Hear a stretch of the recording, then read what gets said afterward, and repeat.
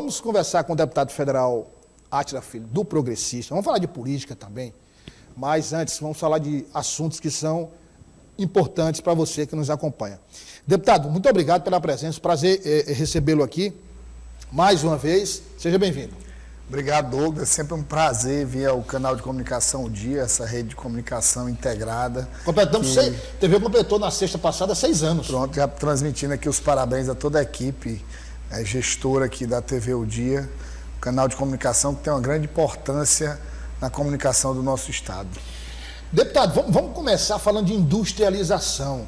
É um tema muito importante para o país e é um tema também que tem sido tratado com muito destaque no Parlamento, na Câmara Federal. O que se fala de nova industrialização, aproveitar a oportunidade, porque o senhor é o relator desse projeto importantíssimo, um dos mais importantes do país na atualidade, o relator, o deputado federal Átila Filho. Eu queria aproveitar a oportunidade para o senhor explicar o que é que nós temos nesse projeto, o que é que ele vai mudar, caso seja implementado na vida do brasileiro. Bem, Douglas, o projeto Mover, ele trata de mobilidade verde, né? É um projeto fruto de uma medida provisória que foi dada entrada a um projeto de lei.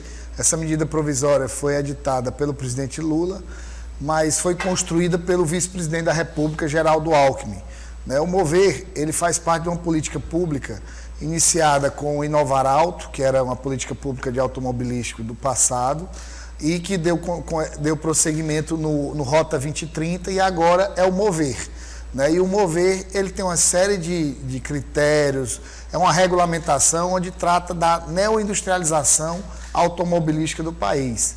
Ele é centrado na área automobilística. Né? Automobilística. Na verdade, você sabe que o cenário mundial mudou muito com a questão dos veículos híbridos, veículos elétricos, com a sustentabilidade, né, com o meio ambiente, né? Então, assim, a gente precisava de uma nova regulamentação, critérios, isenções, benefícios, incentivos para que a nossa indústria automobilística, que já foi uma das mais fortes do país, né, para se destacar, volte ao cenário mundial.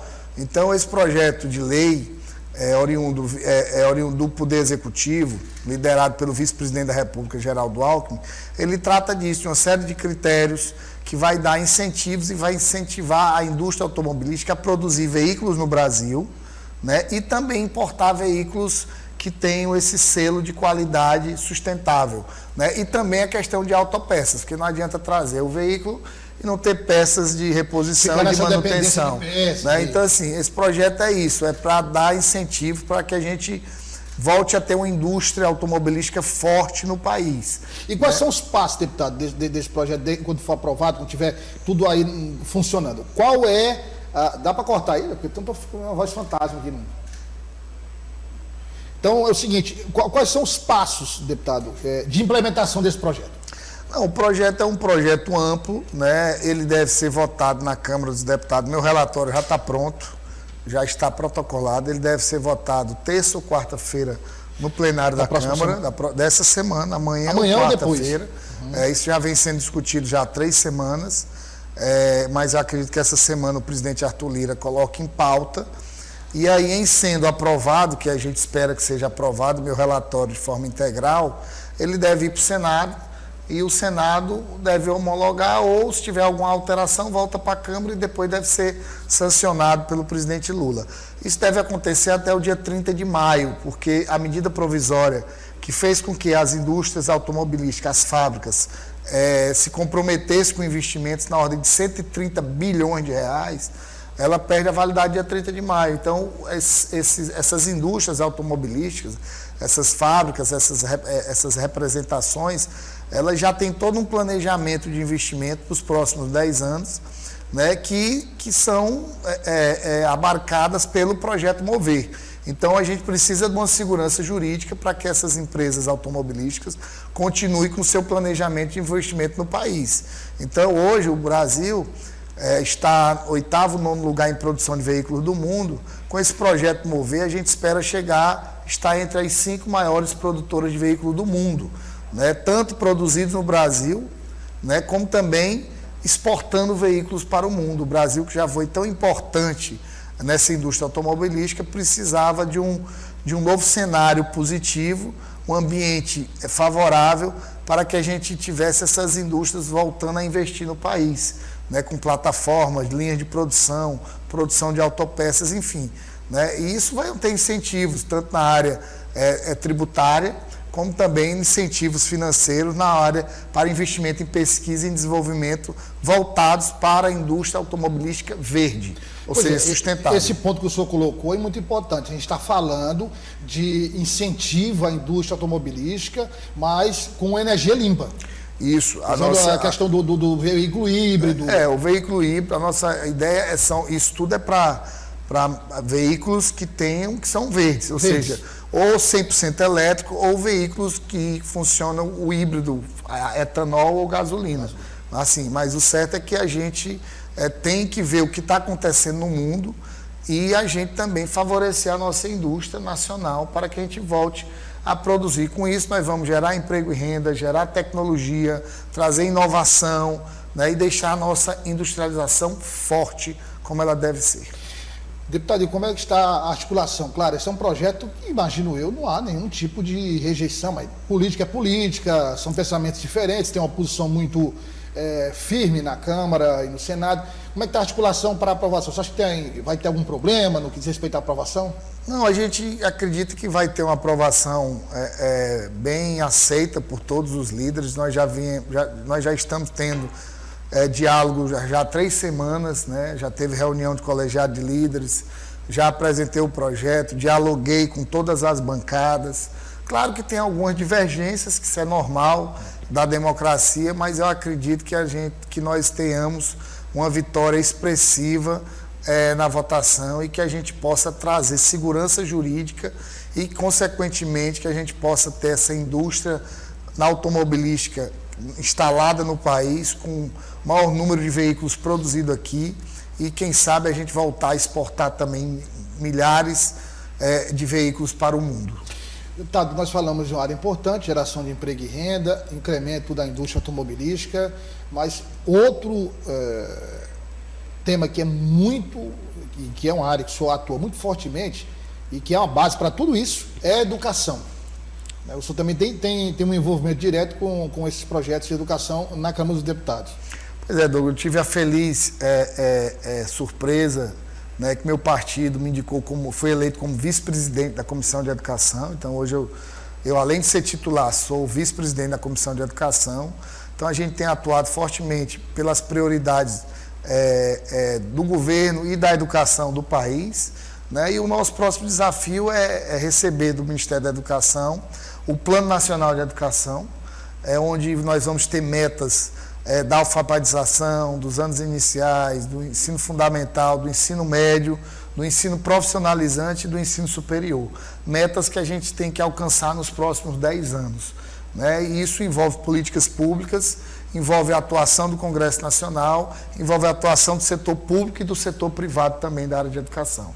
Então, nós vamos nos debruçarmos sobre esse Plano Nacional de Educação ainda nesse semestre, né, para que a gente possa, se Deus quiser, nos próximos meses, a gente aprovar o novo Plano Nacional de Educação, um plano bem trabalhado, já foi bem trabalhado com o Ministério da Educação, mas agora deve ser trabalhado também na Comissão de Educação. Já chegou a comissão? Não, deve ser enviado no mais tardar no início do mês de junho. Início do mês de junho. Então, chegando, nós vamos ter um relator e aí nós vamos iniciar discussões na Comissão de Educação para depois levar isso para o plenário. Porque, pelo que o senhor falou, de todos os níveis educacionais, é um plano bem amplo.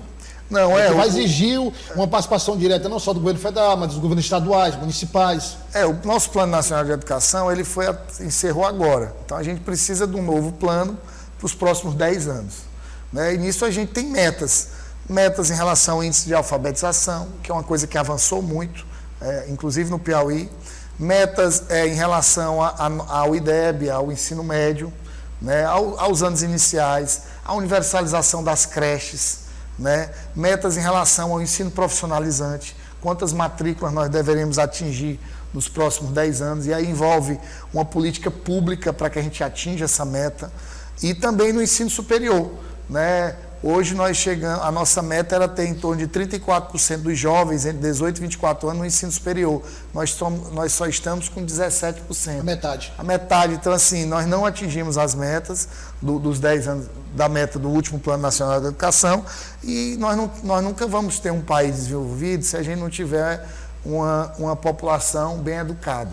Agora, de todos os níveis, inclusive no ensino superior.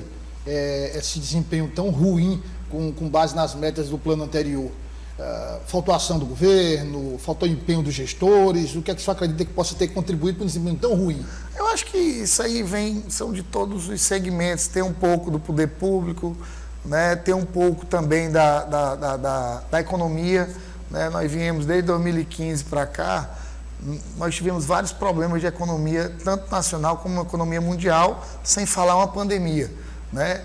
E isso passa por todas as esferas do nível, inclusive de financiamento público, né?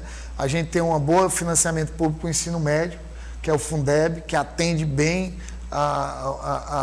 ao ensino médio, às secretarias estaduais, ao governo federal, mas a gente ainda precisa avançar no ensino profissionalizante, no ensino superior, né? A gente teve um problema nos últimos anos do sucateamento das universidades públicas, que não era prioridade do governo anterior, né? E agora nós estamos vendo uma prioridade desse governo, do presidente Lula. É importante, por exemplo, o incentivo aos institutos federais, que tem um papel fundamental para que a gente possa atingir essas metas, né? O presidente anunciou 100 novos institutos federais, inclusive para o Piauí, mais 2 institutos federais na região de Esperantina e na região de Barra, salvo me engano. Então, enfim, são políticas públicas, né, que envolvem Estado, município e governo federal e a sociedade civil. Então, a gente vai debater esse tema para que a gente coloque metas que sejam possíveis de atingir, né, temporal, alcançável, que a gente possa realmente ter metas que a gente possa trabalhar e atingir. Então, no início de junho, a comissão deve receber esse plano? Esse plano eu já tenho um conhecimento de alguns números de um pré-projeto feito, de um estudo feito pelo Ministério da Educação. Eles devem formalmente entregar para a Comissão de Educação e para a Câmara dos Deputados nos próximos dias. Acredito que até o final de maio, no mais tardar, início de junho. Já fica o compromisso quando o senhor tiver, quando receber, o senhor retornar para a gente tratar, ver essas metas em especial, cada uma delas, para a gente projetar. E o senhor, como tem experiência nessa área, ter essa visão mais crítica também. Agora, uma última questão antes da gente passar para o Piauí. O clima hoje, deputado, na Câmara, entre situação e oposição, quem acompanha o noticiário percebe que, vez por outra, primeiro que há essa polarização que existe no país, ela está totalmente refletida no Congresso Nacional. E a gente vê, de vez em quando, algumas situações de conflitos, de discussões até desnecessárias, porque são temas, muitas vezes, que não gerariam tanta discussão numa outra circunstância. Você acha que essa polarização que persiste tem pautado a ação de alguns parlamentares, até mais do que propriamente a importância dos projetos? Sem dúvida. O Congresso hoje, a Câmara e o Senado, ela é muito bem dividida. Isso é fruto dessa polarização que veio da eleição entre Lula e Bolsonaro, né? Enfim, nas 2 últimas eleições, que trouxe essa rivalidade e que às vezes atrapalha. Às vezes a gente vê algumas discussões de projetos que poderiam tramitar muito mais rápido e às vezes esse extremismo, tanto de uma parte como do outro, atrapalha muito o andamento do Congresso Nacional. Mas mesmo assim, o Congresso não tem se furtado de convencimento e na hora que a gente precisa, na hora de um projeto importante, a gente tem a liderança do presidente Arthur Lira, e também tem a liderança do governo Zé Guimarães, que a gente sempre tem um bom diálogo e a gente consegue aprovar matérias importantes, como foi o caso do novo ensino médio, como foi o caso da reforma tributária, enfim, da regulamentação dos jogos, enfim, as matérias do arcabouço fiscal, o novo arcabouço fiscal, enfim, essas matérias importantes, a gente consegue, mesmo com essa rivalidade, a gente consegue aprovar matérias importantes. Agora, claro que a gente sabe que isso atrapalha muito. Então, projetos de lei que entram em discussões terminam parados porque não tem o devido prosseguimento por conta da morosidade, por conta dessas medidas protelatórias, dessas discussões às vezes exageradas e de ambas as partes. Eu acho que o extremismo, tanto de um lado como do outro, ele não é muito positivo. Mas a gente tem que respeitar o Congresso que nós temos. Mas o certo é que quando o Congresso é chamado, você vê que agora nós tivemos o caso do Rio Grande do Sul, que é uma tragédia climática. O Congresso se mobilizou, aprovou, enfim, de forma urgente, bem urgente, até de madrugada, a gente trabalhou até tarde e a gente deu resposta à sociedade, como deu também na reforma tributária, do novo arcabouço fiscal, do ensino médio, enfim, de matérias importantes, tanto para o governo federal como para o país, para a economia, a gente deu a resposta e isso é o que importa.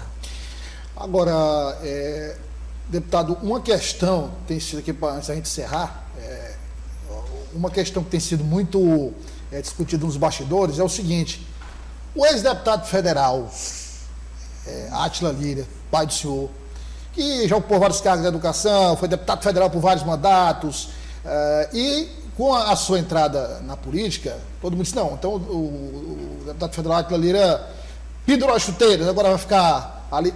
E o que se fala é uma possibilidade dele concorrer a uma prefeitura do Piauí. É real essa possibilidade?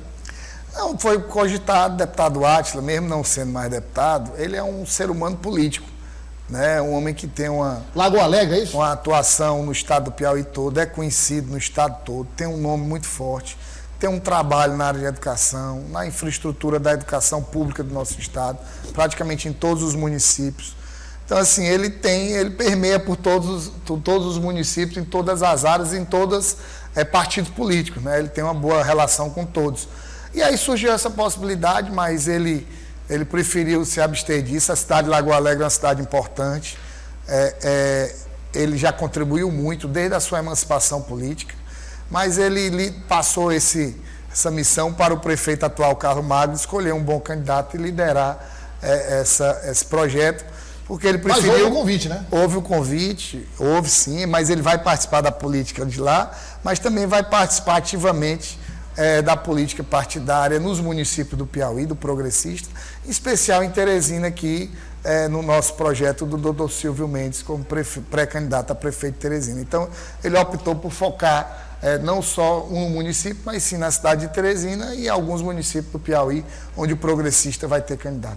Deputado federal Átila Filho, muito obrigado pela presença, agradeço a sua presença. Já fica o convite para em junho o senhor retornar para a gente detalhar o Plano Nacional de Educação, olhar com mais profundidade para as metas que foram determinadas, o plano, e para explicar para a população, porque a gente falar do plano é importante, explicar mais ou menos onde o plano vai ser implementado, quer dizer, nos níveis de ensino, mas é bom a gente tratar depois as metas também. Para esse a meta é essa, é uma meta de mais difícil, essa meta é mais fácil de atingir, então fica o convite para o senhor retornar.